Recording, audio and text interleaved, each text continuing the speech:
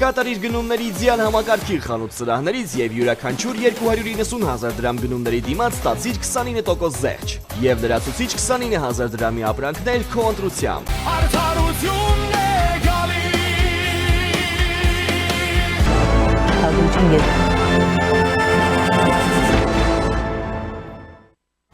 Վարչապետ Նիկոլ Փաշինյանը առավոտյան մամուլի ասուլիս է հրավիրել եւ մի շարք ուշագրավ հայտարարություններ է արել։ Խոսերով օրերս մեծ աղմուկ հանած ազգային ժողովի նախկին падգամավոր եւ ներկայումս Բարգավաճ Հայաստան կուսակցության երկրորդ համար Անդրանիկ Թևանյանի գործի մասին նա հայտարարել է մենք հիմա լրտեսներին չենք բռնում, որպեսզի ցանցերը բացահայտվեն, ել չեմ ասում լրտեսի ստացած հանձնարարությունները նաեւ մեծ տեղեկություն են տալիս մեր դեմ իրականացվող հետախուզական գործունեության մասին եւ ձերբակալման որոշում կայացվում է այն ժամանակ օպերատիվ հետաքննությունը սպառվում է։ Պարզա չէ, լրտեսը գործունեություն է ծավալում։ Հենց իմացանք լրտեսը գնալ միանգամից բռնելը, կներեք դա գրագետ չի։ Պետք է թողել իր կապերը տեսնել, տեսնելու հետ է աշխատում,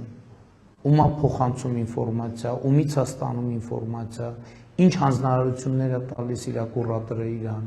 ինչի մասին է այդ հանձնարարությունները, որովհետև այդ հանձնարարությունները ինֆորմացիա չէ տալիս մեր դեմ իրականացվող հետախուզական գործունեության մասին։ Ում է ներգրավում, որ կուսակցության ցուցակում է հայտնվում, ոնց է հայտնվում այդ կուսակցության ցուցակում, այդ կուսակցության ղեկավարը ումից է ստանում հրահանգը, ինչու է կատարում այդ հրահանգը, գիտակցում է, թե չի գիտակցում, որ ինքը գործ ունի օտարերկրյա հատուկ ծառայությունից իրեն տրված հանձնարարականի հետ։ Եվ նա ով կատարում է օտարերկրյա հատուկ ծառայության հանձնարարականը, ինքը նույնպես առնվազն Չ կլասի լրտես է։ Հասկանում է, թե չի հասկանում, թե հասկանալու հետ խնդիրներ ունի։ Եվ դա ավանդաբար հայտնի է հայ հանրությանը։ Այս բոլոր հարցերը պետք է պարզաբանվի, չէ՞։ Կապ ունի արդյոք նրա հետախուզման մեջ գտնվող որդու գործոնը, այդ գործոնով իր վրա ազդել են, թե չեն ազդել։ Թե ինքը կամավոր ծառայում է սեփական երկրի շահերի դեմ, թե ինչ-որ բիզնես շահեր ունի, եւ այլն եւ այդպես շարունակ։ Այսօր էլ լրտեսներ կան, որ գիտենք, որ լրտեսներ են։ Իրենք չգիտեն, որ մենք գիտենք։ Որ պահին ճիշտ համարենք գործողություն անել, այն պահին ճիշտ է անում ենք այդ գործողությունը, որպեսզի այդ ռեսուրսը իր օպերատիվ հետաքրքրությունը, մեր հետաքրքրությունը ամբողջությամբ բավարարվի։ Որոշումը կայացվում այն պահին, երբ որ հասկանում ենք, որ արդեն ամեն ինչ գիտենք, այլ նոր բան իմանալ չենք կարող, հետեւաբար պետք է գնալ արդեն գործողությունը կասեցնել։ Մանրամասների մասին քննչական մարմինները ըստ պատահության կտեղեկացնեն, որովհետև դա արդեն քրեական գործով գտնվող հանգամանքներ են, որոնց վերաբերել հետագա պարզաբանումները կտրվեն։ Նիկոլ Փաշինյանը նաև հայտարարել է, որ օրերս համացանցում հայտնված Ռոբերտ Քոչարյանի ձայնային հաղորդագրությունը Վլադիմիր Պուտինին իրական է։ Եվ ինձ համար զարմանալի է, որ մինչև հիմա քաղաքացիական հասարակությունը, հետաքննող լրագրողները եւ այլն ընդհանրապես ոչ մի չի պատվիրել փորձակնություն։ Այդպես բառացին դա արհեստական ինտելեկտի ստեղծած է, հա, լավ, երևի արհեստական, մոռացան բոլորը։ Մարդը ասում է, որ ինքը Հայաստանում քաղաքական գործունեություն է ծավալում այլ երկրի կուրացիայով։ Ինքսա քաղաքական եւ այլ քաղաքական հետևանք առաջին հերթին, որտեղ ես վստահ չեմ, որ իրավական գնահատականի հարց կա, որովհետև մենք երբ որ ասում ենք գործակալ, մենք պետք է հասկանանք, որ կա մի քանի շերտ, կա ազդեցության գործակալ, որ այդ երկրի շահերի լոբինգն է անում, մեր օրենսդրությունը վստահ չեմ, թե նման բան նախատեսում է, բայց առնվազն քաղաքական գնահատականի դա արժանի է։ Երկրորդը էս էլ կա, որ ինքնին որևէ տարերկրյա հատուկ ծառայության աշխատակից լինելը վստահ չեմ, չգիտեմ ինչքանով է քրեական հետապնդման ենթակա այդ իրավաբանները կգնահատեն, իրավաբանները կգնահատեն եւ գնահատական կտան։ կեղծ տեղեկություններ տալը քաղաքացիության վերաբերյալ, ես ինչքան գիտեմ, նախատեսված է եւ եթե չեմ սխալվում, հաղորդակցություն է եղել, որ քրեական գործ է հարուցված, քրեական գործով կպարզվի, կապացուցվի, չի ապացուցվի։ Այդքանը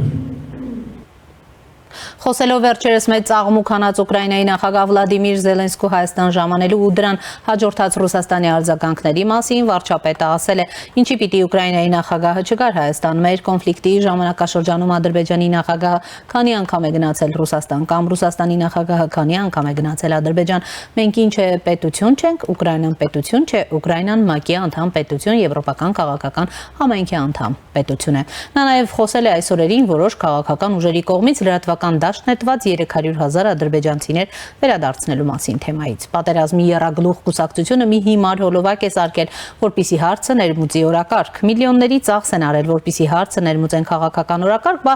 լրտեսության գործունեությունն է, կոնֆլիկտ բորբոքելու համար է, բայց կոնֆլիկտը չկա։ Սա է ամբողջ խնդիրը, ասել է Փաշինյանը, խոսելով օրերս քարոզարշավի ժամանակ իր կողմից արված եւ մեծ աղմուկ հանած հայտարարության մասին, թե ինչու չեն արցախցիները զոհվել, Փաշինյանն ասել է. Հայաստանի ղեկավարը հայ ժողովրդին չի հարցրել ինչու չեք զոհվել, Հայաստանի ղեկավարը Ղարաբաղի պսևդո էլիտայի ներկայացուցիչներին է հասցրել ինչու չեք զոհվել։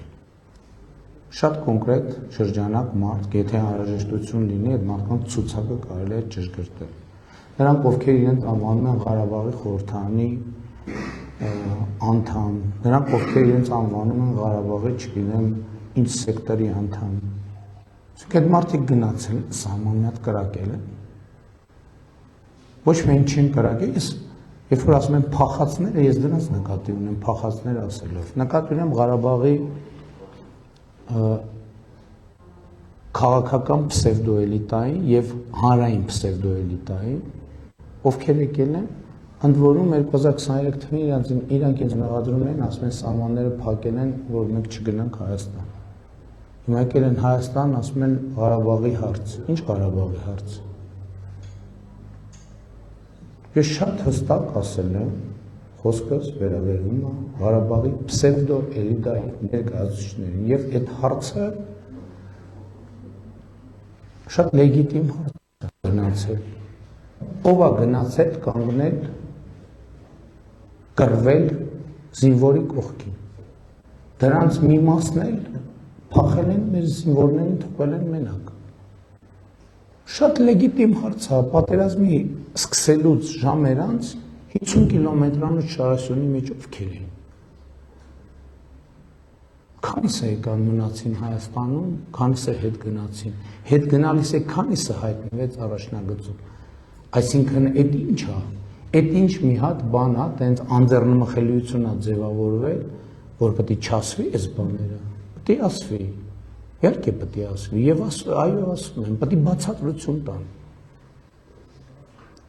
Սամվել Շահրամանյանից սկսած մյուսներով ավարտած։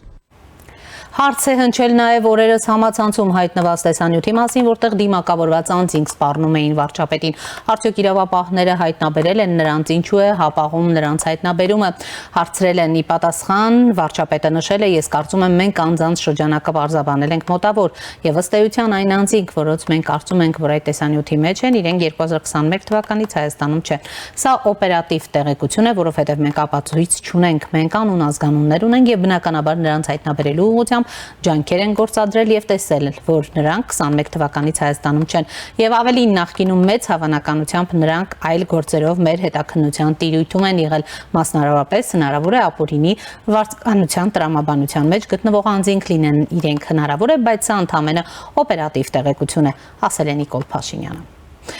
Եվ այս պահին առաջինի տաղավարում զրուցելու եմ ազգային ժողովի քաղաքացիական պայմանագիր խմբակցության պատգամավոր Թագուհի Ղազարյանի հետ։ Բարև ձեզ Տիկին Ղազարյան, շնորհակալ եմ հրավերն ընդունելու համար։ Քարոզարշավի այս պիկին ժամանակ եք գտել, եկել եք մեր տաղավար եւ ուրեմն ինչպես եք գնահատում, մենք ուրեմն մինչեւ հունիսի 6-ը լռության օրը դեռ շատ բացահայտումներ ենք տեսնելու, շատ բաների ենք ականատես լինելու, գիտեք, ուրեմն ես ներկայացրի նաև որ միջնորդություն է ներկայացվել կենտրոնական ընտրական հանձնաժողով, քրեական հետապնդում հարուցելու հետ կապված Անդրանիկ Թևանյանի, գիտեք, այսօր առավոտից էլ ազգային անվտանգության ծառայություններն էին նրա կուսակցության գրասենյակում խուզարկություն իրականացնում, ինչ է տեղի ունենում։ Եվ ինչի կհանգեցնի, հա, ի վերջո այս բոլոր բացահայտումների կծիկը։ Շնորհակալություն հրավերի համար, նախ թույլտվեք առիթից օգտվելով, որքանի որ այս գեղեցիկ օրը հնարավորություն ունեմ եթերի շնորհավորել Հայաստանի բոլոր շրջանավարտների վերջի զանգի կապակցությամբ, հորդորել, որ ղեկին չնստեն ծնողներին, հորդորել, որ երեխաներին մեքենաներ չտրամադրեն եւ այս տոնը հարամ չանեն մանրմուներ եւ ինչու ոչ ժամանակ ցավոք սրտի պատահող նաեւ մեծ միջադեպերով երեխաներ սիրելի շրջանավարտներ դուք դեռ կհասցնեք մեքենա վարել այսօր Պարեկային ծառայությունը ուժեղացված հսկողություն է իրականացնում, խնդրում եմ ձեր տոնը վայելեք տրամաբանության եւ օրինականության սահմաններում եւ ձեզ բոլորիդ բարի ընթացք եւ երթ եմ մաղթում Ինչպես նաև թույլտվեք շնորհավորել ծննդյան կապակցությամբ, այսօր տոնը շատ է ստացել մեր եթերի, մինչև տոները վերջանան, տոների թվարկումը վերջանա, եթերաժամանակը սկսվի։ Ինչ վերաբերում է ձեր այս հարցի մեջ երևի ամենահիմնական բաղադրիչը, որ կառանձնացնեի, ինչեր են սպասվում մինչև հունիսի 6-ը, ես հույս ունեմ, որ մինչև հունիսի 6-ը ավելի հանգիստ կլինի քարոզարշավը, դա լավագույն բան կլինի իհարկե, նկատի ունեմ առանց բուրան եւ էքսցենտրիկ բացահայտումների դուք ասացիք ձեր նախնական խոսքում նաև նշեցիք, որ արդեն փետրվարի 7-ից սկսած 14 քրեական վարույթ կա, որի շրջանակում 67 անձ ձերբակալվել է կաշառք տալու կամ ստանալու մեղադրանքով եւ ես կրկին ուզում եմ դիմել մեր սիրելի քաղաքացիներին, ովքեր մեզ հետևում են, սիրելի քաղաքացիներ, մի դարձեք 68-րդը, մի տվեք եւ մի վերցրեք ընտրակաշառք, խնդրում եմ նաեւ հակակոռուպցիոն կոմիտեն կարծես հիմա ինտենսիվ հաղորդագրություններ է ուղարկում բաժանորդներին մեր ընդհանուր առմամբ մեր դիտարկումներ ցույց են տալիս, որ այդ բարեգործությունից օգտվող, աջակցությունից օգտվող քաղաքացիների մի մեծ մասը լավ չի պատկերացնում, որ ինքը ներգրավում է հանցագործության մեջ, խնդրում եմ ավելի ուշադիր լինել, խնդրում եմ բոլոր լսողներին փոխանցել իրենց ծանոթներին պատմել, որ այս շրջանում քաղաքական ուժերի հետ ասոցացված այլ կազմակերպություններից բարեգործություն, օգնություն, աջակցություն ստանալու նույնպես քրեական հանցագործություն է, ընդ որում հանցագործություն, որը կատարվում է ձեր իսկ դեմ, այսինքն դուք ինքներդ ձեր դեմ հանցագործություն եք կատարում, որովհետև ընտրությունները քաղաքացիների իրավունքն են եւ քաղաքացիների դեմ կատարվող ժողովրդին իր իսկ դեմ հանցագործության մեջ ներգրավման փորձեր են կատարվում։ Ես նաեւ խնդրում եմ բոլոր քաղաքացիներին ավելի ուշադիր հետևել քարոզարշավին, ավելի մանրամասն հետևել քարոզարշավին, իրենց նախընտրած քաղաքական ուժի օգտին նաև իրենց միջավայրում տարածել գաղափարները եւ անպայման գնալ ընտրության, ովքեր որ մեզ լսում են իրենց շուրջ նեղած մարդկանց էլ թող հորդորեն, որ գնան ընտրության, այս բանը նախաքարոզարշավային շրջանում սրանք կարևոր բաներ են, որ պետքա միմյանց ասենք, որովհետեւ մենք հույս ունենք, որ ընտրության մասնակցությունը բարձր կլինի եւ դրանով մեր լեգիտիմությունը էլ ավելի ընտրության արդյունքների լեգիտիմությունը էլ ավելի բարձր կլինի այն տպավորությունները եւ հարցումները որ մենք ունենք այս պահին մեր ինքներս մեզ համար ցույց են տալիս, որ այն նշաձողը, որ քաղաքացիական պայմանագիրը իր համար սահմանել էր, ունենալ սահմանադրական մեծամասնություն շատ իրատեսական է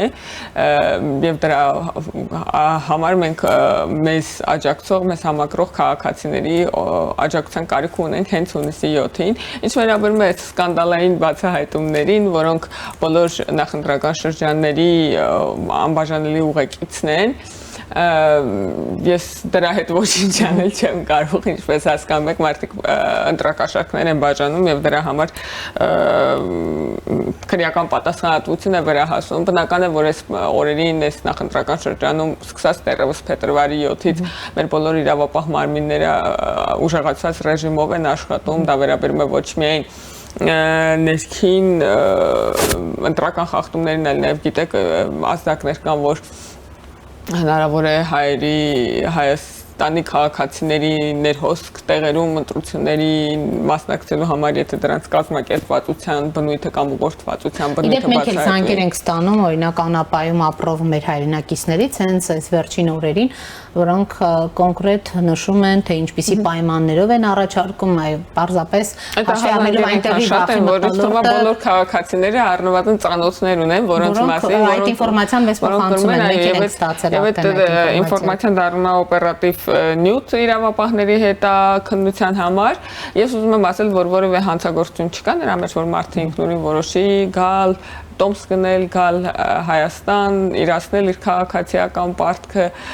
դա իրանց իրավունքն է եւ եթե ուզում եք ինչ-որ քաղաքական ուժերի աջակցել, սիրելի քաղաքացիներ, արեք դա ձեր հաշվին, ձեր միջոցներով եւ ձեր կամքով ու որոշմամբ, այստեղ ոչ մի հանցակազմ չկա, հանցակազմը եթե ուղղորդված է կամ վճարված է եւ նման դեպքեր ես վստահ եմ էլի հետեւելով մեր իրավապահների զգոնությանը, վստահ եմ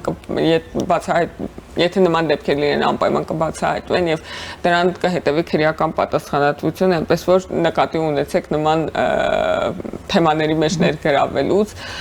եւ խնդրում եմ, եթե իսկապես կան մարդիկ, ովքեր աջակցում են, ես ինքս ես Քարոզ Արշավեորին տասնյակ քաղաքացիների եմ հանդիպել տարբեր գյուղերում ու քաղաքներում, որոնքից պատմել են, որ իրենք հատուկ ընտրությունների համար եկել են Հայաստան, որպեսզի այս մի քանի շաբաթով կամ մի ամսով, որպեսզի մասնակցեն ընտրությունների, եւ դա նորմալ է, որ մարդիկ ուզում են, եթե իրենց կյանքի մի մասը կապված է Հայաստանի հետ, իրենք քաղաքացիություն ունեն, վերջին 5 տարիների ընթացքում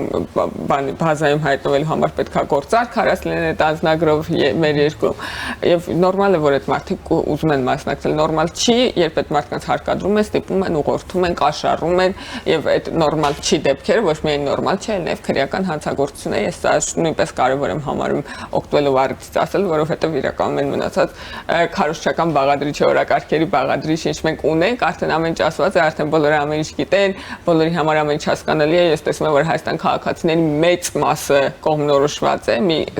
ահռելի մաս կողմնորոշված է, ինչքան էլ չկողմնորոշվածության մասին բաներ կային, չէ, պատումներ կային մի քանի ամիս առաջ, երբ որ կուսակցությունները առաջադրվեցին, շատ արագ քաղաքացիները կողմնորոշվեցին եւ հիմա ավելի կարեւոր է այս ընտրական գործընթացների մասին իրազեկման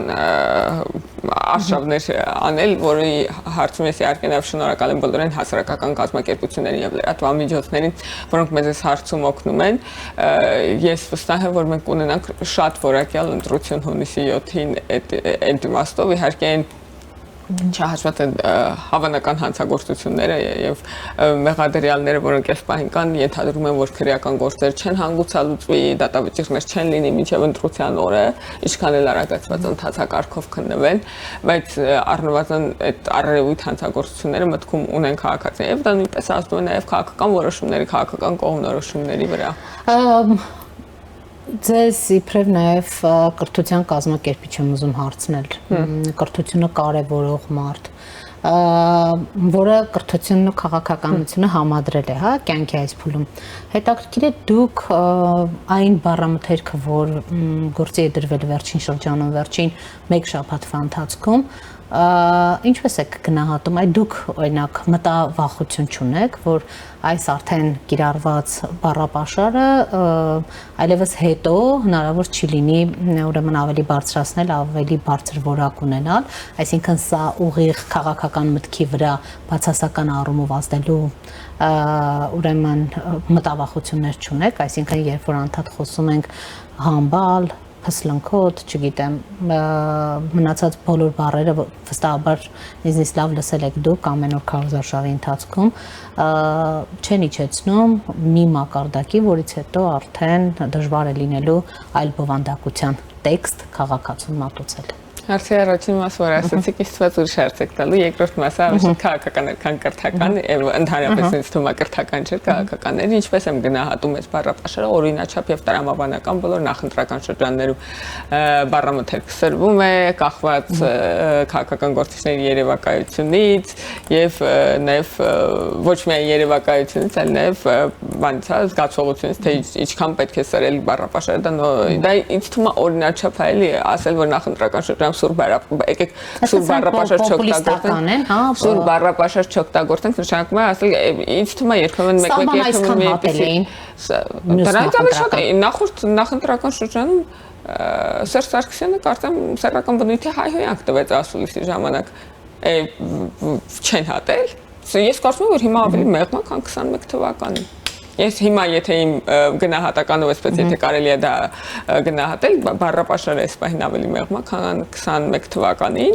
որտեղ 21 թվականին իրոք շատ լարված էին բոլոր նյարդերը եւ ավելի կոշտ էր բառապաշարը ու դա լավագույն լուրը այդ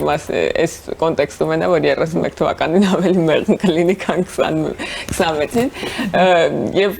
նորմալ է էլի որ սրվում է բառապաշարը, ամեն անգամ դրանից բան զայրանալ, զարմանալ, չգիտեմ ինչ անել, ասենք դուք Երևան քաղաքապետարանի քաղաքապետի ընտրությունների նախորդի նախընտրական շրջանի բառապաշարը, ասենք այնքուս երրորդ տեղով, երրորդ թե չորրորդ տեղով անցած կուսակցության ղեկավարի թույլ տվեք հիշեցնել, կուսակցություն կոչվում էր դեմոկրատիա օրենք կարգապահություն, ղեկավարը Վարդան Ղուկասյան, դուք այդ բառերը հիշում եք, բառապաշարը հիշում եք, բարձի որ հիմա ավելի որակել է Իհարկե հիմա ավելի որակել է բառապաշարը եւ ինձ թվում է գնալով ավելի լավ կնա։ Հա իհարկե ինչ որ բաներ կան, բառեր կան, որ արժեր չօգտագործել, չարժեր օգտագործել, չգիտեմ ինչ որ sense ռեպլիկներ կարելի անել, բայց այնքան իմաստ է այս փուլում քննարկել էլ դա ոնց որ ուրիշ ժամանակների ուրիշ հարցեր են նախընտրական շրջանում նույնիսկ ամենաբարեկիրթ երկրն էլ լինելու է, այսօր դուք Թրամփի նախընտրական քարոզարշավ տեսել եք, սուր բառեր չի օգտագործել, այս բանը էլի եթե ժողովրդավարական այն ընտրությունները, եթե մրցում են ընտրություններում իսկապես օրակարգերի ընտրողների ուշադրությունը գրավելու, ընտրական պրոցեսայի վերջո տեղի ունենալու,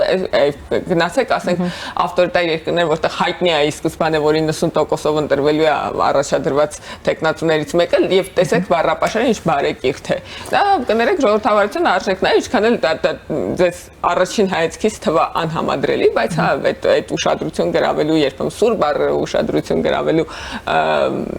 հիմնական սկզբնաղբյուրը այն է, որ բոլոր քաղաքական ուժերի հույսը քաղաքացիների ձայնն է, քաղաքացիների ուշադրությունն է, քաղաքացիների իրանց օրակարգի վրա նույնիսկ բացասական իմաստով ուշադրություն դարձնելն է, այնպես որ ինձ թվում է պետք է ավելի հանգիստ վերաբերվել այս հարցերին։ Օլիգարխ Թալանչիների ժամանակը ավարտվել է։ Օլիգարխ Թալանչի ասեցի քիչ ոնց ավելի մեղմ է, չէ՞ այն ժամանակ բառապաշարները մնացել է 17 օր, ես վարչապետի ուրեմն ելույթներից եմ այս մտքերը ուրեմն պեղում, երեկել ասում էր, որ մարտի 1-ի համար Ռոբերտ Քոչարյան պիտի նստես, շատ երկար պիտի նստես բանտում, Տիկին Ղազարյան, հասարակությունը պատրաստ է, այսպիսի սպասում է, այսպիսի ելույթների, որովհետև շատերն ասում են, որ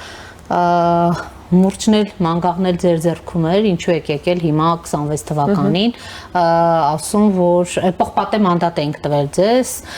գնայիք, իրականացնեիք, եկել եք հիմա նորից մարտի 1 եք հիշեցնում, իսկ Ռոբերտ Քոչարյանն էլ ձեզ հակադարձում է, ասում է, ես մարտի 1-ի գործով հենց այս իշխանության ժամանակ եմ ազատվել։ Պատրաստ է եւ շատերն ասում են, արդյոք հասարակությունը պատրաստ է եւ շատերն ասում են, որովհետեւ հասարակությունը շատ վաղուց էր ուզում տեսած լինել այս ամենը։ Ես ուզում եմ ձեր նախադասությունների միջից դուրս բերել հարցերը, էլի։ Արդյոք հասարակությունը պատրաստ է եւ շատերն ասում են, շատերը ես քանի հոգի են հասարակության քանի տոկոսնային չհամամասնությամբ են շատերն ասում, պատրաստ է թե չէ հասարակությունը սա լսել հունիսի 7-ին դրա պատասխան կտա։ Իսկ ես պետք է ասեմ, իմ զգացողությամբ այն հանրահավաքներում են հանդիպումներում, որտեղ մենք ունենում ենք քաղաքացիների հետ շփումներում, հա պատրաստ է։ Եվ ես կարծում եմ սահմանադրական մեծամասնությամբ է պատրաստ։ Եվ հունիսի 7-ին դա կերևա։ Բայց տեսնում եք նաև որ քաղաքացիները տարբեր բնույթի ուրեմն դժգոհություններ ու հարցեր են վերանում։ Դժգոհ քաղաքացիները կգնան կընտրեն 18 ուժերից որևէ մեկին։ Իսկ կերևա դժգոհների ու գոհերի համամասնությունը։ Դուք ասում եք հրաշալի ժամանակաշրջանը ոչ թե իրար տեսական հարցեր տալու որ քաղաքացին որոշի ասում են հա անդիմադիրները տանում եք բանտերն եք իրենց նետում քրեական գործեր ես ասում եմ այն սրանք քաղաքական հետապնդումներ են նրանց հիմնավորումներն են Տիկին Ղազարյան քանի որ նախորդ նախադասությունս վերջացնում քանի որ մենք անդադար 5 տարի շարունակ արդյոք այսպես է միթե այնպես չէ իսկ եթե լինի այսպես այս բնույթի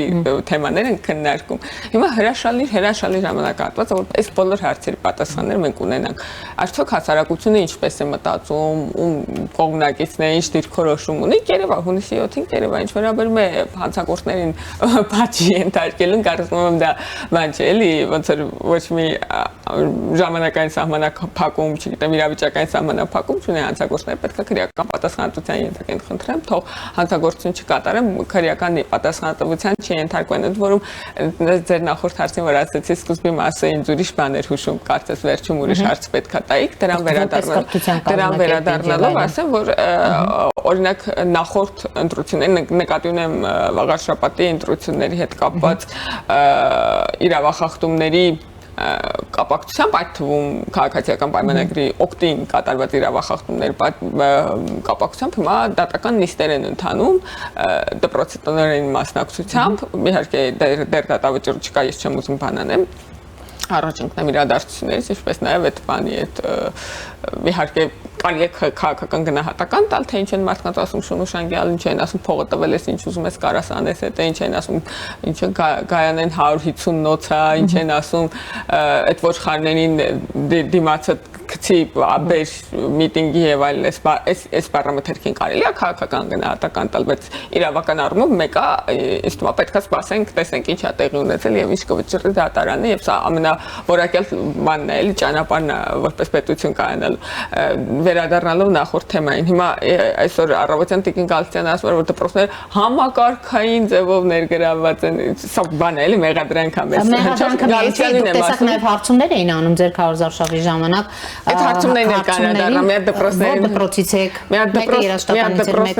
դպրոցներին անդրադառնում, հետո նաև հարցումներին անդրադառնում։ Գիտեք, որ Արագածոտնի մարզում 4 դպրոցի տնօրեն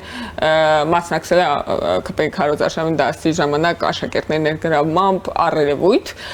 եւ այդ դպրոցների տնօրենների լիազորությունները կասեցված են, քննություն է ընթանում, այսինքն այն որ մենք հայտարարում ենք, որ Ժորժ ջան, ձեր վարչական ռեսուրսը մեզ պետք չի, այդ հարցում մենք շփոթված լուրջ ենք եղել, ես չգիտեմ ինչի որոշ մարդիկ լուրջ չեն ընդունել եւ սա նաեւ մեր աջակիցներն է, հա, վերաբերում երբ որ մենք ասում ենք, որ բոլոր պատասխանատվության են ենթարկելու, եթե վարչական ռեսուրս կիրառեն, դա նաեւ մեր աջակիցներն է վերաբերում։ Արմավիրի քոլեջումը շատ տհաճ դեպք տեղի ունեցել, եթե իհարկե ձայնագրությունը իրական է, ես եթե չեմ սխալվում դերակատարը պիտի որ հաստատած լինի, որովհետև իրան այդ բանի կուրսղեկի պաշտոնից հեռացրել են եւ ծառայողական քննություն է ընթանում իր կապակցությամբ եւ ես շատ ցավում եմ, որ կրթական համակարգում կան մարդիկ, ովքեր կարծում են կարելի է աշակերտին կամ ուսանողին խնդրել մասնակցել որևէ քաղաքական հավաքի, որովհետև բարձր չէ, որ աշակերտի կամ ուսանողի համար շատ դժվար է մերժել ուսուցչին, որ իրան գնահատում է, դա կիսամյակափակում է,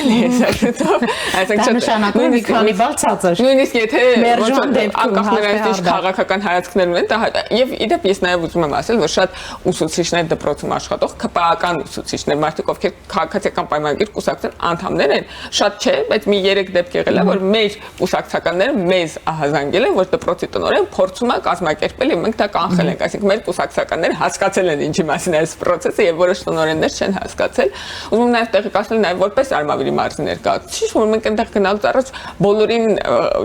նախարարությունը, մարզպետարանը, համայնքապետարանը, շրջաբերականներ են շրջանառել, որ հանկարծ որևէ վարչական ռեսուրսի կիրառում չլինի եւ այդ տնօրեններին այդ կնոջ դեպքը բանա տնօրեն ցանկախ ա եղել, որովհետև այդ պահին տնօրենը նույնիսկ քաղաքում չէր գտնվում եւ ես ուզում եմ ասել, որ մենք հերթով դեպքի հետևից գնացինք, մեզ համար շատ կարեւոր է, որ բոլոր մարդիկ ովքեր գալիս են մեր հանրահավաքներին, լսում են մեր ելույթները, մասնակցում են մեր միջոցառումներին, իսկապես սրտով, հոգով եւ քաղաքական օրակարգով կապված լինեն մեզ հետ եւ դա անհնար է կեղծել, հասկանում եք, մենք տեսել ենք այդ կեղծված մարդկանց, էլի, ովքեր որ ասում են ես պատահաբար գտա այս շորը հակասա, ես ստեղով ուղակի անցնում էի այդ բանի էլի տաշի տարատեսակ միտինգներն եւ եթե նկատել եք նույնիսկ այդ հարցումների մեջ երբ որ մեր հանրահավաքին մասնակցող քաղաքացիներին հարցում են, իրանք այնքան էնտուզիազմով են պատմում, որ իրենք ուսուցիչ են, սիրում են մեր կառավարությանը, այնքան լավ բան են կարել իրանց դպրոցի համար եւ այլն, որ ակնհայտ է, որ ինքը նաեւ համակրանք ունի այն բանի բերումով, ոչ միայն այն բանի բերումով, որ ուսուցիչը հայտնվել է տեղ, այլ նաեւ համակրանքի։ Եվ երկրորդ բանը այդ ձեր ասացի կապակցությամբ, որ ասում եք մտնում են մարդկանց հարցում, ես տեսել եմ էլի այդ բազմաթիվ հարցումներ։ Մոտենում են մարդկանց հարցում են, ասում են դուք որտեղից եք, ասում են ես համայնքապետարանի ինչ որ բաժնում եմ աշխատում, մի բանը ռեպորտաժներ, չգիտեմ ինչ էր, ասուլիսներ, համայնքապետարանի աշխատողը եկել է ԿՊ-ի հավաքին, որում կարող է իր աշխատանքային ժամի մասին էլ չի կամ իր ազատ օրվա մասին է այդ մարդիկ արձակուրդ են վերցնում որ կան մեր հանրահավաքներին եւ մեկ էլ կամ էլ թե չէ հարցում են դուք որտեղից եք, ես ինչ բիզնես, ես ինչ մասնավորում եմ աշխատում, մեկ էլ ես ինչ բիզնեսմեն է իր աշխատող կներեք, հիմա այդ մարդը պետական աշխատողը կառավարությունից գոհա եկել է կամ ասենք բիզնեսի մասնավոր ոլորտի աշխատող, ինչ տրամաբանությամբ են էլի այդ մեղադրանքները հնչում որ պետական աշխատողներ կամ մասնավորի աշխատողներ գալիս են մեր հանրահավաքներին, բա ով գա։ Եթե մանավանդ Հայաստանում 300,000-ով ավելացել են աշխատողները, շատ քիչ պարապ մարզամնաց է երկրում։ Դուք ո՞նց եք ուզում անդադ մեր հանրահավաքներին գործազուրկների գտնել էլի, ասենք, կամ չգիտեմ, թոշակառուների ու երեխաների։ Չէ, նորմալ է որ աշխատող մարդիկ մեր հանրահավաքներին գալիս են եւ նորմալ է որ այդ մարդկանց մի զգալի մասը պետական ապարատում է աշխատում, որովհետեւ պետական ապարատը շատ գոհամեզ են։ Ուսուցիչները երբեք այսպիսի պայմաններում, այսպիսի աշխատավարձերով, այսքան լավ միջավայրում եւ մթնոլորտում առանց քաղաքական ճնշումների չեն աշխատել եւ նորմալ է որ իրանք ուզում են գալ մեր հանրահավաքների շնորհակալություն հայտնել եւ նաեւ տեսնել վարչապետին։ Ես ուզում եմ ասել որ այն օր ժամ 11-ին Լոռու մարզում Կուրթանգյուղում էինք, մի մարդ մոտեցավ ինձ ասում է աղջիկս ասում է դպրոցում է աշխատում դպրոցի դասատները ուզում են գան վարչապետին տեսնեն, դասի ժամը է, ասում եմ մեկ էլ ես իմ երբ մեր գյուղ վարչապետ գա էլի, ուզում են գան տեսնեն ինչ որ բան ունեն, ինչ որ իրաց դպրոցի հետ կապված ասելիք ունեն, ու ասում եմ բան մարզպետը արգելել է, ինչ կլինի, կասեք թողնեմ որ ասենք բնականաբար ես իրան ասացի, չէ, բայց դուք պատկերացնում եք, չէ, մարդիկ ուզում են գալ եւ իրաց չեն թողնում, որովհետեւ բնականաբար բանի դասի ժամը է, դասի ժամին չեն կարող գալ, կարող են երեկոյան հանրահավաքին գալ, բայց ուզում եմ ասել որ մարդիկ իսկապես ուզում են գալ եւ դա նորմալ է որ մարդիկ ուզում են գալ, որովհետեւ մենք այնքան լավ միջավայր ենք ապահովել, որ այդ մարդիկ պիտի ցանկանան գալ։ Մեր ոնց որ ամբողջ քաղաքականություն դրա մասին է եղել, դա շատ զարմանալի է։ Իսկ ինչ վերաբերում է դպրոցներում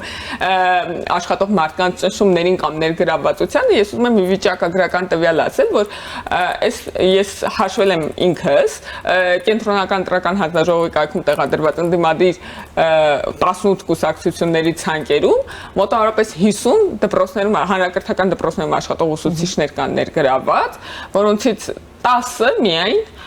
Հայաստան դաշինքի ցանկում է, այսինքն նույնիսկ տնօրեններ կան, հա, քոլեջների վարչական ղեկավարներ, դպրոցների եւ այլն։ Այսինքն որ բանը դասատուների վրա այդպես համակարգային ճնշումներ կան կամ ինչ-որ ուղղորդումներ կան եւ այդ ինչի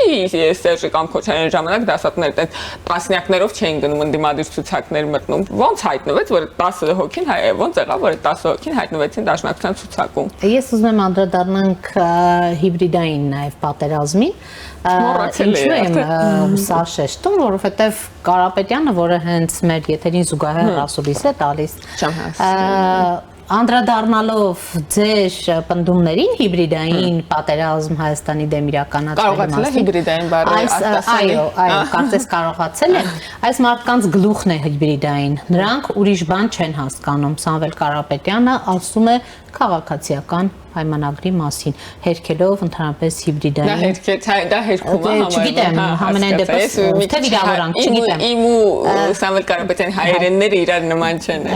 Ընդհանրապես Սամվել Կարապետյանի հայերենն է դժվար հասկանալ, բայց այս դեպքում կարծեք թե հստակ է ասում այս մարդկանց գլուխն է հիբրիդային։ Նախադասություններին կարոտում եք Գագիկ Ծառուկյանի հայերենին, այս Սամվել Կարապետյանի ֆոնին, ճիշտ ասած չգիտեմ ինչա ուզեցել ասի, բայց ուզում եմ ասել, որ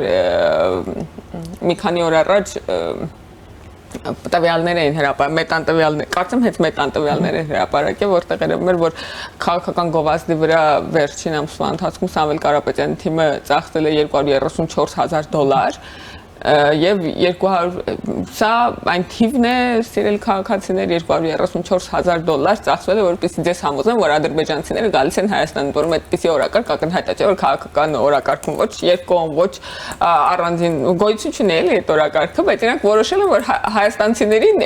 ինչ որ համոզեն այդ հարցում ու դրա վրա ծախսել են $234,000 իսկ ինչի վրա ինչերի վրա կարելի է ծախսել այդ գումարը այդ հետաքրքիր է էլի իրանք դե հաստատ ոչ դպրոց կառուցելու գիտեք իրենց դու պետք է լինես որ դպրոց կառուցես։ հաստատությունների հետ բոլոր թվերը կլոր են 300,000 աշխատատեղի 300,000 ադրբեջանցի, իսկ այս ծախսած փողը այդքան էլ կլոր չի կարող, դա նրանից է որ դա իրական թիվ է, իսկ ձեր բաները այդ մնաց հորինած թվերը միշտ կլոր են լինում, չէ։ Հիմա ես չգիտեմ Սամվել Կարապետյանն ինչ պետք է արձագանքեմ, ես տեսնում եմ որ իրանք ստագնացիայի մեջ են, որ որպես քաղաքական իրողություն եմ ասում, էլի իրանք հիմա նահանջում են իրենց թվերը, ոնց որ իրանք աջակցություն պակասում է։ Ես խորապես համոզված եմ, որ կա հակաիշխանական մարդկանց մի խումբ, մի զգալի շերտ, որոնք պարկեշտ մարդիկ են։ Այսինքն կան պարկեշտ մարդիկ, ովքեր չեն ուզում մեզ ընտրել։ Ես խորապես համոզված եմ դրան, բայց այդ մարդիկ չեն կողմնորոշվել դեպի Սամվել Կարապետյանը, չեն կողմնորոշվել դեպի ուժեղ Հայաստանը, նախ որովհետև Սամվել Կարապետյանը հակասահմանադրական գոյությամբ իսկ արդեն համարյա նկատի ունի որպես վարչապետի հավանական թեկնածու, եւ երկրորդ այդ մարդիկ ախր ունեն պարկեշտության զգացում, իրենք կմտածեին կոնսոլիդանալ հավանական ընտրության շուրջ, բայց երբ որ իրանք լսում են որ դուք մնացած քաղաքացիների հետ ոնց եք բարվում, խոսում, ոնց եք իրար առնում, ծախում, այդ մարդկանց ինքնասիրությունը վիրավորվում է։ Ես վստահ եմ, որ իրանք ընտրող են կորցրել այն իրանք քարոզարշավի արդյունքում, որ մենք քարոզարշավել չանենք, հնարավոր է բան է հանգիստ հարաբերական մեծամասնություն ունենանք, էլի այնքան խայտարակություններ ա տեղի ունեցել։ Ես չգիտեմ, թող իրանք գնան իրանց դարտերը լացեն, ասենք, ինչ են մեր մասին մտածում, թող գնան տեսնեն ինչ է իրանց ձայներ պակը, ինչ են մարդիկ խուսափում իրենց, ինչ են մարդիկ չեն ուզում ասոցացվել իրենց հետ, ինչ են մարդիկ այն օրվա զապիսի մեջ, ձայնագրության մեջ ասում եմ բանը, մեզնից փողը վերցել է գնում է ԿՊ-ի ժողովներին։ Ինչի են մարդիկ դից փողը վերցում եւ գնում ԿՊ-ի ժողովներին։ Գնացեք դե ձեր դարդերը լացեք։ Իսկ ինչ վերաբերում է հիբրիդային պատերազմի մարտահրավերներին, ես համոզված եմ որ Հայաստանը շատ լավ է դիմակայել մինչև այս պահը այդ բանի այդ ահռելի վտանգի որ նկարագրում էր որ հեսա գալիս է մեր վրա։ Ընդ որում ես նաև համոզված եմ որ ահռելի է վտանգը այդ բանի մասին չի փոքրիկ հարձակումների մասին չի ահռելի հարձակում է Հայաստանի վրա բայց շատ ուրախ եմ արձանագրել որ Հայաստանի քաղաքական ուժ են Հայաստանի կառավարությունը իշխող մեծամասնությունը որպես քաղաքական դերակատար Հայաստանի հասարակական կազմակերպությունները լրատվամիջոցների այն մասը որոնք հիբրիդային պատերազմի բաղադրիչ չեն եւ Հայաստանյան հանրությունը ընդհանուր առմամբ հիբրիդային հետ ամղել այդ հիբրիդային արշավը եւ իստումա արդեն մինչեւ հունիսի 7-ը շատ քիչ է հավանական որ որևէ ազդեցություն կունենա որևէ այդ բան էլի հիբրիդային գրող Հայաստանի նկատմամբ որովհետեւ ակնհայտ է որ Հայաստանը որովհետեւ արդեն ուղիղ գրող կա կարծեք Ռուսաստանի կողմից շատերն ասում են այն ինչ տեղի է ունենում ոչ այլ ինչ է քան Ռուսաստանի կողմից տարբեր դրամաչափի ու բարձրաստիճան պաշտոնյաների ասում են որ սա պատերազմ է կարծեք թե Հայաստանին հայտարարված երևի արդեն կարիք չկա հիբրիդային շատ բան է ոնց որ խոցելի պատերազմ է էլի ասենք ես Զախարովան անգամ Նիկոլ Փաշինյանի եւ քաղաքացու վեճն է դնում մեկնաբանում այդքան ուշի են հետևում այդ process-ին այդ պատերազմում իրանց վիճակը եւ ոչ միայն այդ պատերազմում ես լսել եմ որ ոնց են մեծ ասում որ ոնց որ առանց եթե ինչ որ Ռուսաստանի եւ Հայաստանի տնտեսական հարաբերությունները նկարագրում են որպես բարեգործական աջակցություն Հայաստանին, ասում են եթե որ մեր տնտեսական հարաբերությունները խզվեն, Հայաստան կկործանվի։ Ես ներողություն եմ խնդրում իհարկե, բայց բարեգործական կազմակերպություն չէ էլի Ռուսաստանը, մենք էլ բան չենք, բարեգործության հույսին մնացած պետություն չենք, երկկողմ գործընկերային հարաբերություններ են եղել, ոնց որ դուք ծախել եք, մենք առել ենք, մենք ծախել ենք, դուք առել եք, ոնց որ չի եղել էլի որ բան ձեր կողմից եկամուտ լինի, բարեգործություն լինի, ինչ որ մեր կողմից բարձրապես մուրացկանություն։ Ես չեմ հասկանում, ինչ տրամաբանությամբ ամեն ինչը տեղի ունենում է, այդ նկարագրությունը։ Մենք ապրանք եք տվել, դուք փողն եք տվել, դուք ապրանք եք տվել, մենք փողն ենք տվել։ Հասկանում եմ, որ ինչ տնտեսական շատ ուժեղ փոխկապակցվածություն կա, բայց անդադար դա ներկայացնել որպես բարեգործություն աբսուրդ է հասնում։ Ասենք թող ուրիշին ծախեն իրանց ապրանք, ինչ ասեմ։ Տեսեք, ինչ մենք խոսում ենք, եւ վերադառնանք ու ամփոփենք, ինչ խոսում ենք 300 ադրբեջանցիների մասին։ Ես ներկայացրի թե ինչպես այսօր ասուլիսին վարչապետը հանգամանորեն ներկայացրեց, հա, որ մեր իշխանության մոտ այդպիսի բան տոտալ չի լինելու։ Սամվել Կարապետյանը ինչ է ասում, իրենք պարտավորվում են հողերը նվիրել Սաֆարովներին։ Այսինքն նորից թեման մի քիչ այլ ոգով շարունակում են։ Էլի այդ սնկերից է, ինձ թվում է Սամվել Կարապետյանի մոտ հայտնի սնկերից, բայց եկեք այս սրա մասին փորձեմ ասել ու միասին ամփոփել, որտեղ ես զգում եմ, որ ժամանակ չարաշահում է։ Ուրեմն Հայաստանի եւ Ադրբեջանի կառավարելիությունը միշտ կապված է եղել կոնֆլիկտից, ընդ որում չեմ ուզում կոնկրետ ասել որ երկրի, որտեղ տարբեր պահեր տարբեր երկրներ ցանկացել են կոնֆլիկտի կառավարման մեջ Հայաստանին ու Ադրբեջանը, որտեղ ոչ մի պետություն պատրաստ չի եղել փչացնել հարաբերությունները Հայաստանի հետ հանուն Ադրբեջանի կամ Ադրբեջանի հետ հանուն Հայաստանի, նկատի ունեմ միջնորդ առնվազն այդ միջնորդ պետություններից եւ դրա համար դե կտեսնենք մի բան կանենք, մի բան կդնի, երկու կողմերին կոչ են կանց, այդ ինչ-որ բան մեղմասացություններով զբաղված են եղել, բայց կոնֆլիկտի կառավարման ընթացքում բնականաբար կարողացան իրենց շահը եւ շահը ստանալ ի հաշիվ Հայաստանի միգուցե նաև Ադրբեջանի ինքնիշխանության այդ ամբողջ պատմություն չպատմում սկսած գույք պարտքի դիմացից վերջացրած երկաթուղիներով, ԵԱՏՄ-ով եւ չգիտեմ հեծով եւ այլն, էլի։ Հիմա Հայաստանի եւ Ադրբեջանի միջև կոնֆլիկտը որ վերացել է, Հայաստանի ու Ադրբեջանի նկատմամբ կառավարելիության լծակները պակասել են, տակ մնացել է երկու հատ բան, գազ, լարս, բան, այսինքն տնտեսական թեթև ցուցանիշներ, որոնք ինձ թվում է Հայաստանին չեն անհանգստացնում, գոնե ես այն տնտեսական ուրեմն տրամաբանություն որ տեսնում եմ Հայաստանում չեն անհանգստացնում, չգիտեմ էլ Ադրբեջանն անհանգստացնում է թե չէ, եւ դրա համար որպեսզի այս երկու երկրները շարունակեն կառավարելի լինել, պետք է որ ոնց որ նորից վերականգնվի հիմնական կառավարելիության լծակը, իսկ այդ հիմնական կառավարելիության լծակը հայերի վերադարձնա դեպի Ղարաբաղ կամ ադրբեջանցիների վերաբնակեցումը Հայաստանում ու ոնց որ եթե նկատել եք իրանք իրար հետևից են ասում, իհարկե տարբեր տոներով են այդ նախադասությունը ասում, այո արցախցիները պետք է վերադառնան կամ ադրբեջանցիները հեսա գալիս են փախեք ժողովրդյան, բայց ամբողջ օրը այդ երկու նախադասությունից է իրենց ամբողջ օրը բաղկացած եւ ես կարծում եմ առանձնապես հատուկ բանել չի պետք է էլի սկայուն թեմա է սա հասարակության մոտ դրա համար է ես կարծում եմ առանձնապես ԱԱԾ գործողություններ չգիտեմ ինչ որ քննչական գործողություններ դատախազություն մատախազություն պետք է չի տեսնելու համար որ սա գործակալական գործունեություն է Հայաստանի կոնֆլիկտի մեջ ներքաշելու եւ կոնֆլիկտի իրանք ոչ Ադրբեջանի ոչ Հայաստանի մասին չեն էլի ոչ իրանք կոնֆլիկտի գործընկերներն են եւ ես վստահ եմ որ Հայաստան քաղաքացիների մեծագույն մասը ահռելի մասը առնվազն հասկացել է որ այս մարդիկ խաղաղության հետ կապ չունեն որ եթե խաղաղության աջակիցները գիտեն ում պետք է ընտրեն հունիսի 7-ին եւ իրանք հասկացան որ այս անկախ ձևակերպումներից անկախ նախադասությունների տոներից եւ այլնից հասկացան որ այս մարդիկ կոնֆլիկտի աղբյուր են իրանք գործընկեր իրանք նպատակը իրանք քաղաքական գործունեության իմաստը կոնֆլիկտն է եւ դրա համար այդքան իրանք բան են անում էլի վատանում է խաղաղություն բառից որը մեր առաջարկն է քաղաքացիներին դրա համար խաղաղության դեմ պատերազմ են մղում հենց հիմա ասում են մենք անենք իրանց արածի հակառակը իսկ իրանց արածի հակառակը մենք գիտենք ինչն է էլի Սպասենք հետևենք ինչպես դուք եք ասում իդեալական ու լավ հնարավորություն է հունիսի 7-ին պարզելու եւ լավ ստուգատես կլինի թե քաղաքական որուժը ինչպիսի քաղաքացիների գիտեն ունի քաղաքացիների մոտ եւ աջակցություն բայց ավելորդ չեմ համարի եւս մեկ անգամ ասել որ Հայաստանի ինքնիշխանության ժողովրդավարության եւ խաղաղության քվեաթերթի համարը 16-ն է Շնորհակալ եմ շնորհակալ Առաջինի տաղավարում զրուցում է ազգային ժողովի քաղաքացիական պայմանագիր խմբակցության պատգամավոր Թագուհի Ղազարյանի հետ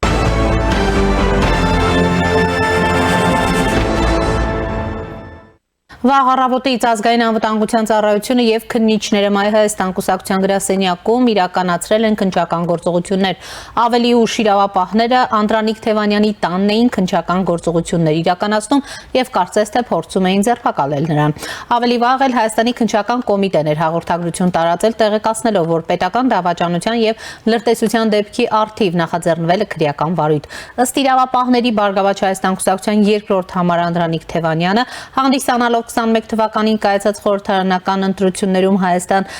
կուսակցությունների դաշինքին աջակցած քաղաքական գործիչ եւ նույն դաշինքի համապետական ընտրական ցուցակում ընդգրկված արժանապատգամավոր 24 թվականի ընթացքում հավաքագրելով օտարերկրյա հատուկ ծառայությունների կողմից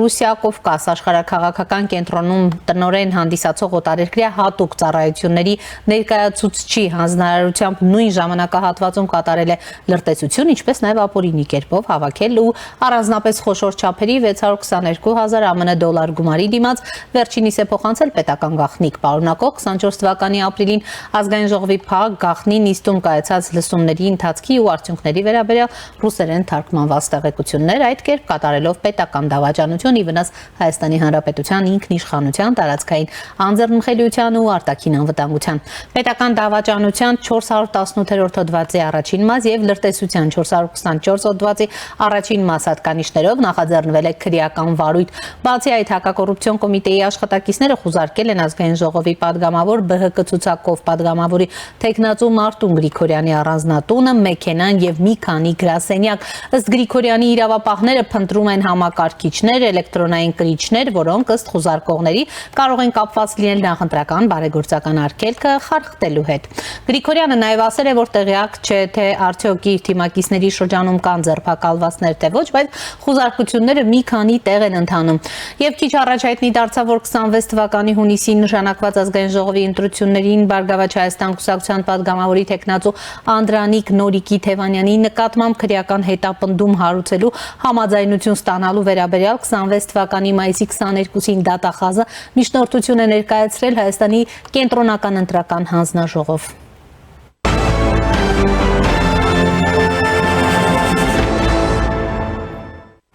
2026 թվականի փետրվարի 7-ից հակակոռուպցիոն կոմիտեում ընտրական հանցագործությունների վերաբերյալ նախաձեռնվել է ընդհանուր 43 քրեական վարույթ ընտրակաշարք տալու, ընտրակաշարք ստանալու, ընտրակաշարքի միջնորդության, ընտրության ժամանակ բարեգործության արգելքը խախտելու, ինչպես նաև նրանց համակցությամբ ընտրական իրավունքի իրականացումը խոչընդոտելու, հավաքին մասնակցելու նպատակով նյութապես շահագրգռելու դեպքերի առթիվ։ Նշված վարույթներից 14-ով ձերբակալվել է 67 անձ, քրեական հետապնդում է հարուցվել 75 անձի նկատմամբ։ Հակակոռուպցիոն կոմիտեն հորդորում է ոչ ասել ընտրակաշարքին։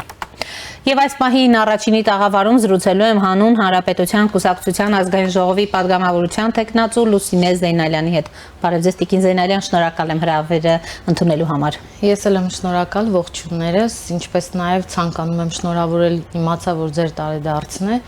Ամենաբարի մաղթանքներս ձեզ։ Շնորհակալ եմ, Տիկին Զեյնալյան։ Տեսնում եք, մեր իրականության մեջ իրադարձությունները որքան արագ են զարգանում, բայց նախ ուզում եմ անդրադառնանք վերջին հայտարարությանը հակակոռուպցիոն կոմիտեի, փաստորեն 17 գործով 67 ձերբակալված, գիտեք, վերջին ամիսներին որքան շատ էին ընտրակաշարքի, այսպես ասած, զայնագրությունները, բացահայտումները եւ նաեւ այն քննադատությունը լավ այսքան բացահայտվում է, բայց որն է արդյունքը կամ դրա ՕԳԳ-ն որ չափով է մեր հասարակության մեջ նկատվում։ Հիմա երբ արդեն կոնկրետ այս 67 ձերբակալվածի մասին է եւ նաեւ գիտեք հակակոռուպցիոնը նաեւ SMS հաղորդագրությունների միջոցով է քաղաքացիներին փորձում ուրեմն հետ պահել, իրազեկման, այսպես ասած, արշավ է իրականացնում, սրանք ինչպիսի ազդեցություն կարող է ունենան ամբողջ այս ընտրական գործընթացների վրա, որովհետեւ կարծեք թե արձանագրվում է, որ այսքանը բացահայտվեց դեռ որքան էլ կա, որ այսպես ասած ավելի պրոֆեսիոնալ են գործել եւ չեն բացահայտվել։ Ես նախորդիվել ներկայացրել եմ, որ հնարավորինս իրավապահ համակարգը փորձում է բացահայտել ընտրակաշարքների դրվագները, սակայն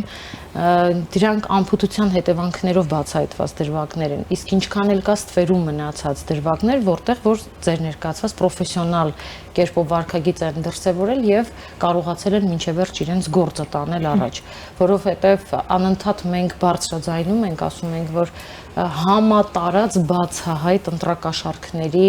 դրվագները վխտում են մեր փողոցներում եւ յուրաքանչյուր երրորդի, չորրորդի հետ զրուցելիս ներկայացում է, որ արդեն խոստումներ է տվել ուժեղ Հայաստանին կամ այլ ուժերին, գումարներ են առաջարկում, գումարներ են պայմանավորվում վերցնում եւ չեն փորձում լսել այլ տարբերակներ։ Այս իրավիճակը մերը արդեն ոնց որ թափառաշրջիկ իրավիճակ է, այ արդյունքում ունենք 67 ձերբակալված, ինչքանով է զսպում, ինչքանով չի զսպում։ Զսպողական կլիներ ի սկզբանե, եթե առաջի ձերբակալվածներից հետո հնարավորինս կարողանային ավելի խորքային բացատրել քրեական օրենսգրքի բացասական հետևանքները իրենց նկատմամբ, գտնում եմ, որ կկարողանային ինչ-որ մի ձև կանխել։ Բայց ամեն անգամ մենք նշում ենք, որ երբեք դրանք զսպողական չեն լինելու, որովհետև ենթագիտակցական եւ իրավագիտակցական խնդիրներ կան քաղաքացիների մոտ։ Ինչ են այդ ձայնագրություններից մեկում անձը ինչ է ասում է լավ եմ անում, ծախվում եմ, ծախվելու եմ, դրանից հետո սեռական բնույթի հավյանք է հնչեցնում, թե գումարը ումից որ վերցրել է, թե նրանց ումը որ գումար պետքա տա, նրանով նվաստացնելով մեր հասարակության բարոյական կողմը։ Մենք ինչքան էլ իրավական գնահատականներ հնչեցնենք, իրավական գնահատականների զսպողական կողմը ներկայացնենք, նաև մենք ունենք բարոյական կողմ, որովհետև ընտրական գործընթացի մեջ ենք, սակայն որ նայում ենք մեծ մաս կա, մի ինչ-որ զանգված կա, որ այդ զսպողական արգելքներին ընդհանրապես արհամարում են։ Դրա համար ես միշտ ասում եմ, ինչքան էլ պատժամիջոցները օրենսգրքում, քրեական օրենսգրքում նաև նախաձեռնություն եղավ ավելի ծանրացնելու պատիժները ընտրակաշարք տալու եւ վերցնելու հետ կապված, միևնույն է, մենք դրանից հետո էլ ենք ականատես տեսնում 24/7-ով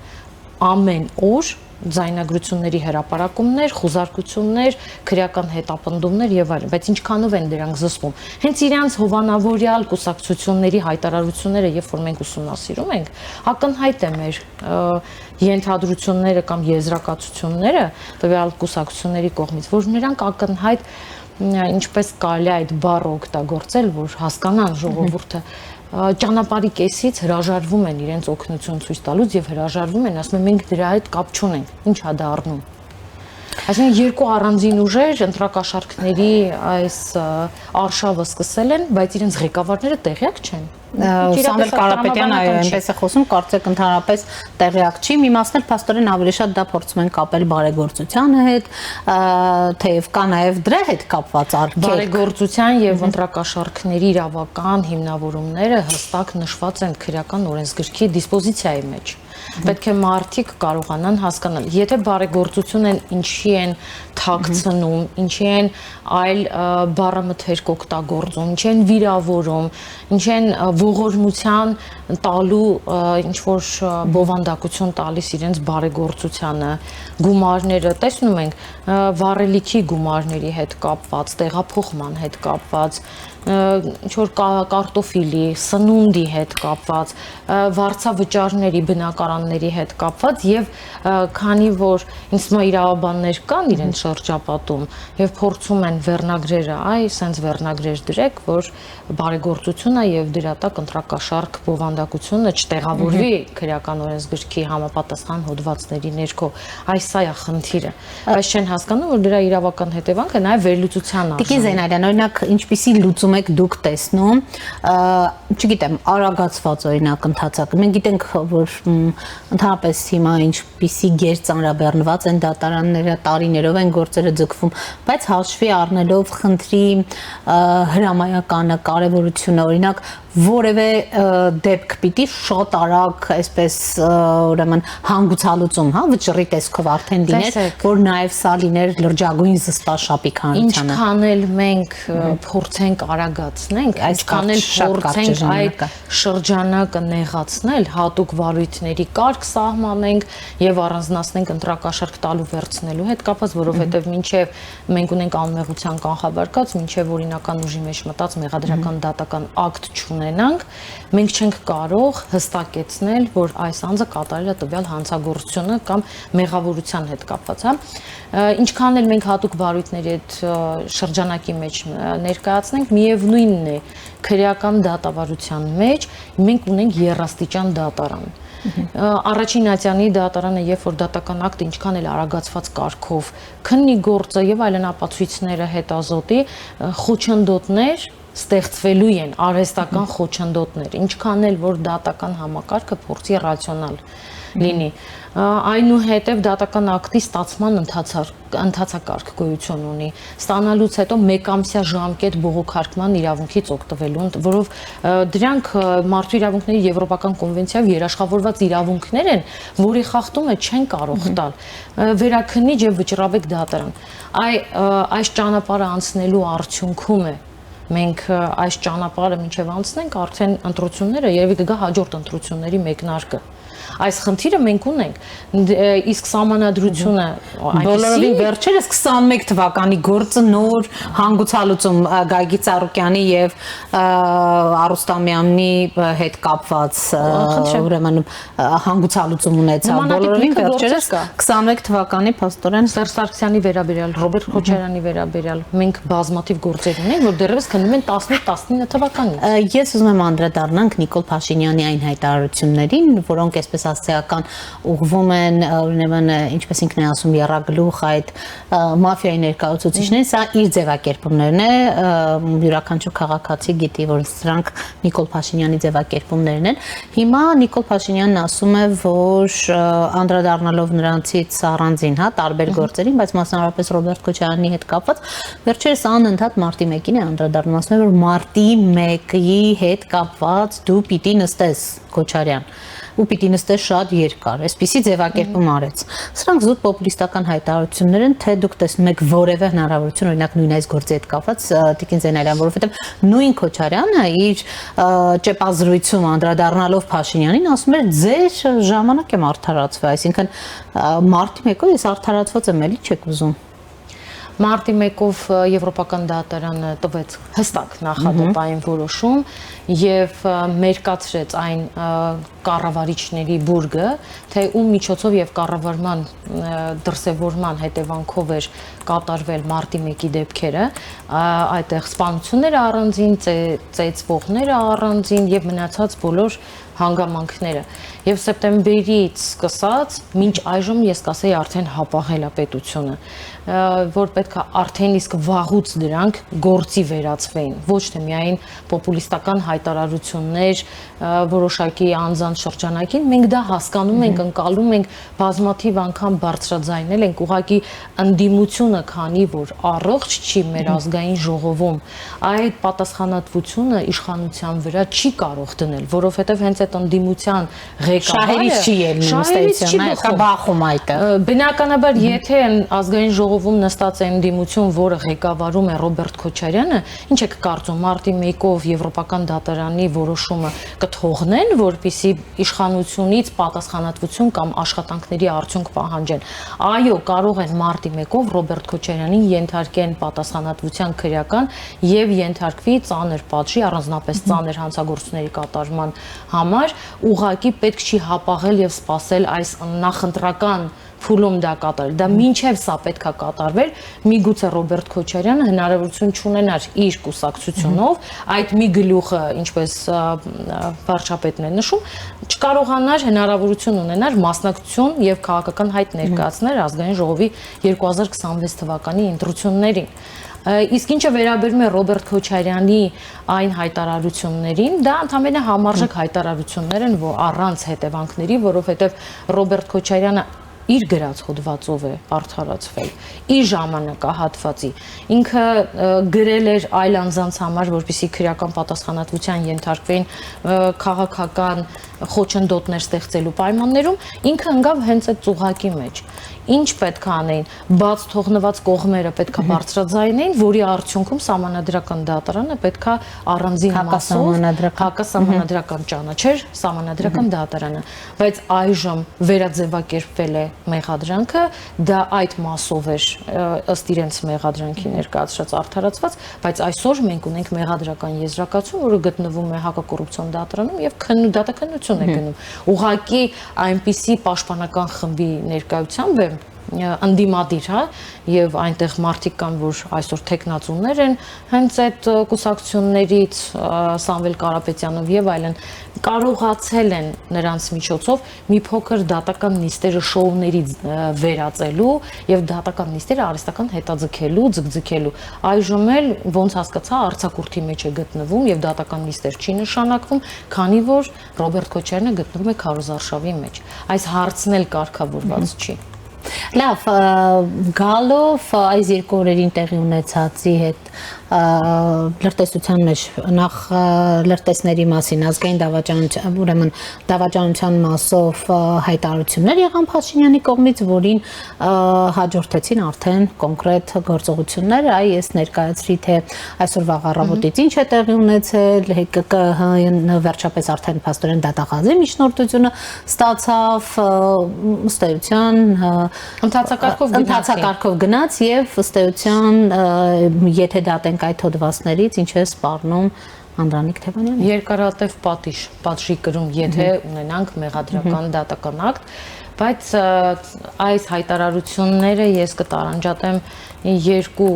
մասի, լավ եւ վատ կողմերով, լավը այնքանով էր, որ ի վերջո հասարակությունը մի փոքր արդարադատության նկատմամբ վստահության, հա, մի փոքր լույս է իջել հասարակության նկատմամբ, որ արդարադատությունը եւ դատարանները իրավապահ համակարգը սկսել են գործել։ Եվ հայտարարությունները հստակ վարչապետի կողմից է կատարվել։ Իսկ բաց կողմը նաև դրանում է, փակ կողմը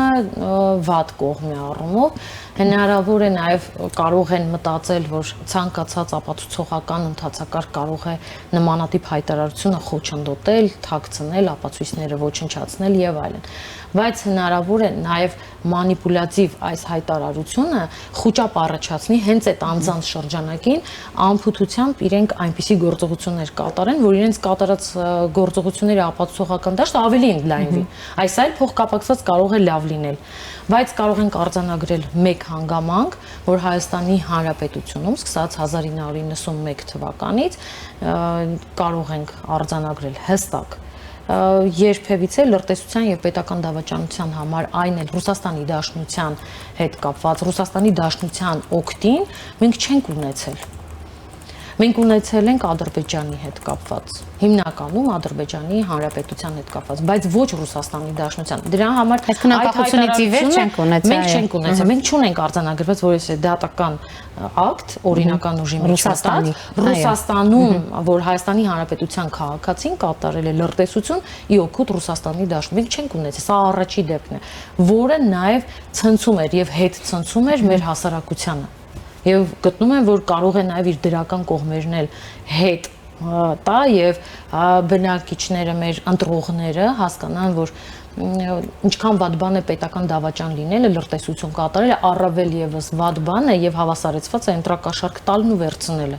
Ինչ որ կարող է զսպողական ինչ որ մի բան էլ առաջանա եւ հետ գան այն մոլորված ընտրողները, ովքեր որ մոլորվել են այդ 5 կամ 10 կամ 100 կամ 150 հազար դրամների։ Որովհետեւ արդեն վաղուց 5-10 հազար չէ, դուք գիտեք, տասնապատիկ թվերը մեծացել են այս զայնագրություններից։ Երեկվա զայնագրությունը լսելուց իմ համար բարոյական նվաստացում էր մեր զինվորների, վիրավորված զինվորների անձանց նկատմամբ, հենց սուբյեկտների նկատմամբ, երբ որ 10-20 եւ մաքսիմում լրացուցիչ մի հատ էլ 20,000 դրամի խնդիր էր առաջացել իրենց մեջ, որ պետք է չալիկով եւ կայլասկով, այսինքն տարական հարգանք չկար այդ անձանց անցած ճանապարհի եւ ունեցած հետևանքների նկատմամբ, ինչ ձև են վերաբերվում այ նյութապես շահագրգռված անձանց, օգտվելով նրանց սոցիալական վիճակը։ Այդ անձիկ պետք է գիտակցեն, թե իրանց ոնց են ընկալում կաշառք տվողները եւ հրաժարվեն կատարեն իրենց ընտրությունը եւ այն անձիկ, ովքեր անտարբեր են ընտրությունների նկատմամբ ի վերջո այդ անտարբերությունը հաղթահարեն եւ գնան ընտրատեղամաս։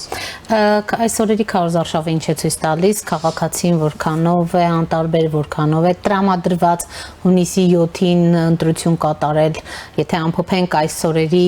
քարոզարշավները, դուք էլ ակտիվորեն մասնակցում եք, Տիկին Զենալյան, ինչպիսին է տրամադրությունը, ուսադրող է թե ոչ, եթե ամփոփենք նաև եթե համեմատենք 2021 թվականի մեր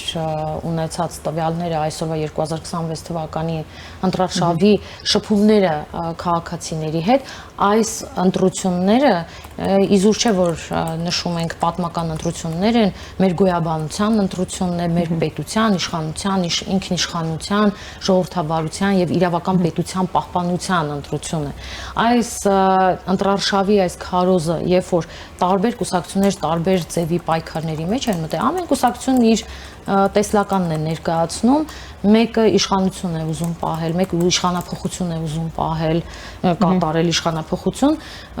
շփման շրջանակներով կասեմ, որ քաղաքացիների մոտ մի փոքր անտարբերությունը հաղթահարված է, բայց ես կհորդորեի, կխնդրեի քաղաքացիներին, հատկապես երիտասարդ տարիքի մեր ընտրողները անտարբեր չլինեն, որովհետև իրենց ապագայի մասին է այս ընտրությունը, հենց իրենց ապագա երկիր ունենալու, հայրենիք ունենալու, պետություն ունենալու մասին է այս ընտրությունը, բայց որ տեղաշարժ կա շատ չի, բայց ունենք այդ տեղաշարժը, սառույցը ոնց որ մի փոքր կոտրվել է, բայց դեռևս ամբողջությամբ չենք հաղթահարել։ Այսինքն այլ որակի խորհրդարան ունենալու հնարավորություն տեսնում եք։ Շատ դժվար է այդ հարցին պատասխանելը, որովհետև հիմնական երկու թևերով է գնում պայքարը, իշխանության զավթման եւ իշխանությունը խաղաղությունը պահպանելու։ Երբ որ քաղաքացիները փորձեն այլընտրանքային կուսակցությունների ծրագրերին, մենք փորձում ենք այդ մեր ծրագրերը ներկայացնել, թե մենք ինչ պատասխանատվություն ենք վերցնում, մենք ուզում ենք ոչ թե իշխանափոխություն, այլ ուզում ենք ընդդիմափոխություն եւ առողջ ընդդիմություն պետությունում ունենալու համար, ոչ թե այ մարտի 1-ի դեպքի նման դատական ակտը օրինական ուժ է մտել եւ պետության համար դա պարտադիր է կատարելու, սակայն այդ ընդդիմությունը նստած հենց իրենց է վերաբերվում։ Իսկ այլընտրանքային ընդդիմություն ունենալու պարագայում հնարավոր չի։ Մենք պատրաստ ենք ամենօրյա ռեժիմով մեր բոլոր ընտրողների առջև պատասխանատվություն կրել եւ պահանջել պետությունից կատարել իր խոստումները։ Շնորհակալ եմ Տիկին Զենալյան։ Շնորհակալ։ Առաջինի տաղավարում զրուցում էի Հանուն Հանրապետության կուսակցության ազգային ժողովի падգամավորության տեխնացու Լուսինե Զենալյանի հետ։ Այս ժամի համար այսքանն էինք նախատեսել, հետևեք մեր թողարկումներին, կհանդիպենք։